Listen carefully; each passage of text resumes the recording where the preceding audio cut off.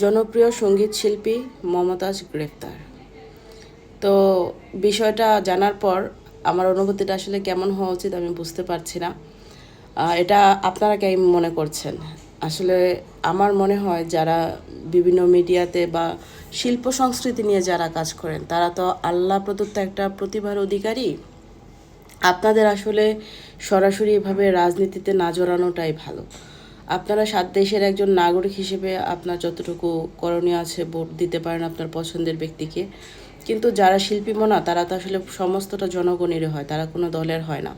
তো যারা সংস্কৃতি নিয়ে কাজ করেন, শিল্প সংস্কৃতি নিয়ে কাজ করেন, আল্লাহ আপনাদেরকে একটা প্রতিভা দিয়ে পাঠিয়েছে, তাদের আর নতুন করে সমাজে পরিচিত হওয়ার কিছু নেই।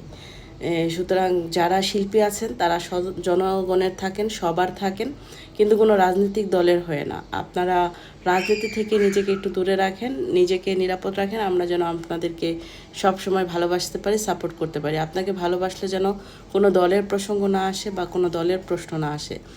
এখন দেখেন, আমি যদি ওনার পক্ষে হয়ে কোনো কথা বলি একদল বলবে যে আমি কোনো একটা দলের, আবার যদি ওনার বিপক্ষে কথা বলি তাহলে ওই দল মনে করবে যে আমি অন্য দলের।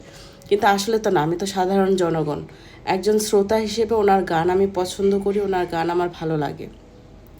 সেই জায়গা থেকে আমি বলবো যে আমি চাই আমার পছন্দের শিল্পী বা আমার পছন্দের অভিনেতা অভিনেত্রী যারা আছেন তারা নির্দলীয় থাকেন। আমি যেন আপনার সুবিধায় একটা কথা বলতে পারি, আপনার পক্ষে বলতে পারি, আবার আপনার অসুবিধায় যেন বা আপনার কোনো খারাপ দেখলে যেন আপনার বিপক্ষেও একটা কথা বলতে পারি। আমজনতা হিসেবে আমাকে যেন চিন্তা করতে না হয় যে আমি আসলে কার পক্ষে দাঁড়াবো। তো আমি কতটুকু ভুল বললাম বা সঠিক বললাম বা আপনাদের মতামত কি আমার সাথে কি আপনাদের মতের মিল আছে না অমিল আছে এটা আমি জানি না।